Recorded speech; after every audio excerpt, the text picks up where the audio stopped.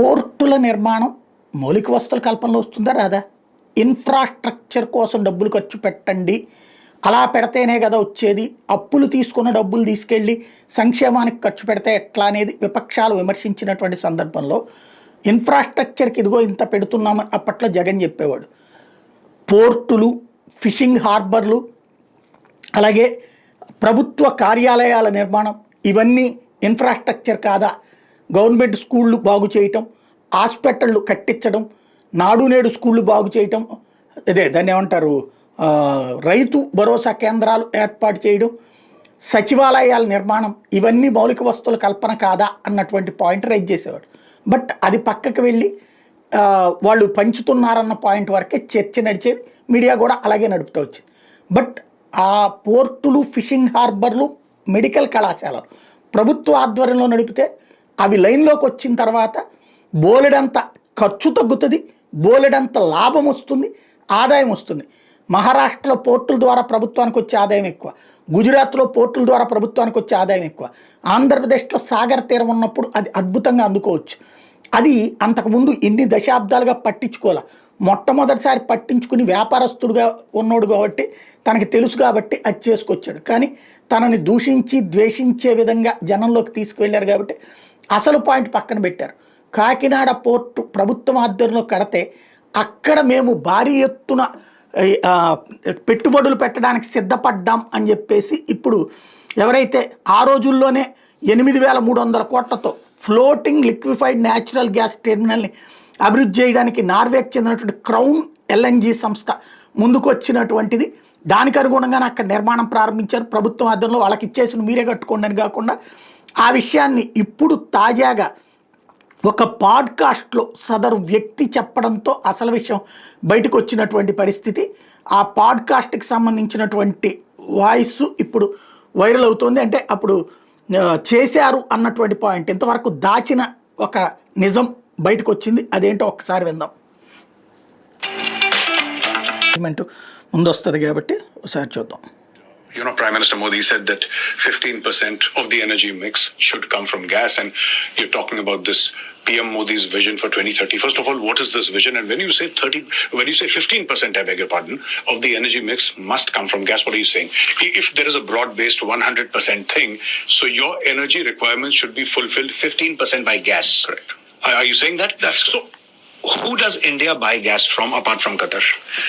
I think there are a bunch of we bought something from the Russians. Yes. Yeah.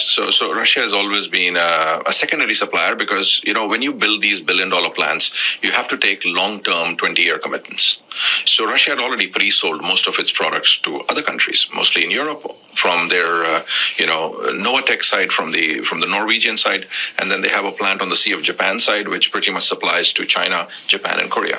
So before they built the plant, they've sold their product for 20 years. So India was not getting much from Russia.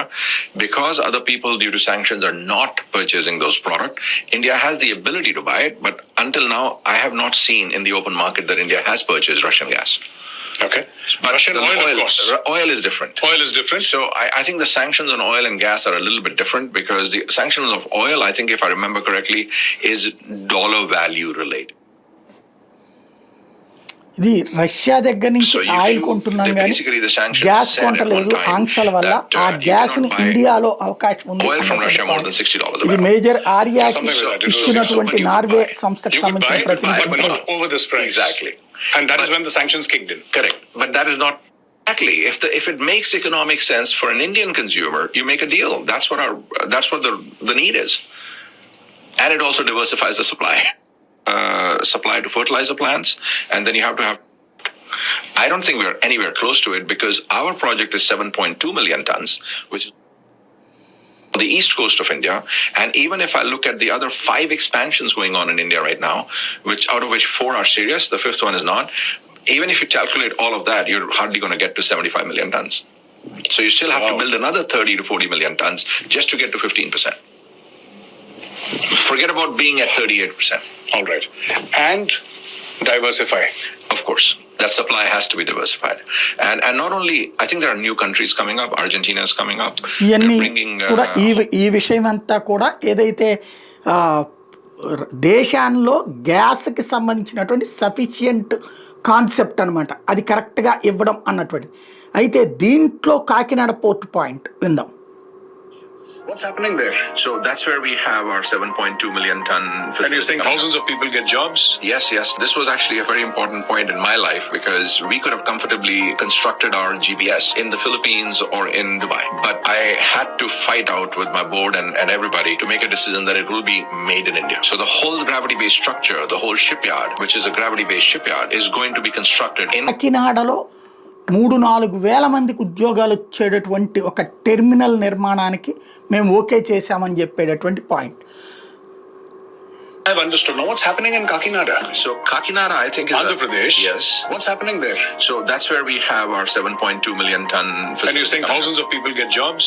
Yes, yes. This was actually a very important point in my life because we could have comfortably constructed our GBS in the Philippines or in Dubai. But I had to fight out with my board and everybody to make a decision that it will be made in India. So the whole gravity-based structure, the whole shipyard, which is a gravity-based shipyard, is going to be constructed in Kakinada to create about 3,000 to 4,000 jobs. And that, mind you, that technology is coming to India. It will remain in India. It's a Norwegian technology. అంటే Norway technology already ఇండియాకు వచ్చింది దీనికోసం కన్స్ట్రక్షన్కి అన్నటువంటి. దీన్ని మనం జగన్ హయాంలో వచ్చింది కాబట్టి అని చెడగొట్టుకోకుండా ఆ నార్వే వాళ్ళతో మాట్లాడి అది కంటిన్యూ చేసుకోవాల్సిన అవసరం అయితే ఉంది. ఆ రోజుల్లో అది గనక అప్పుడే ఆ కంటిన్యూటీ అయి ఉంటే ఇప్పటికీ అది రన్నింగ్లో ఉండేది. ఇప్పుడు ఏం జరుగుతుందో చూడాలి.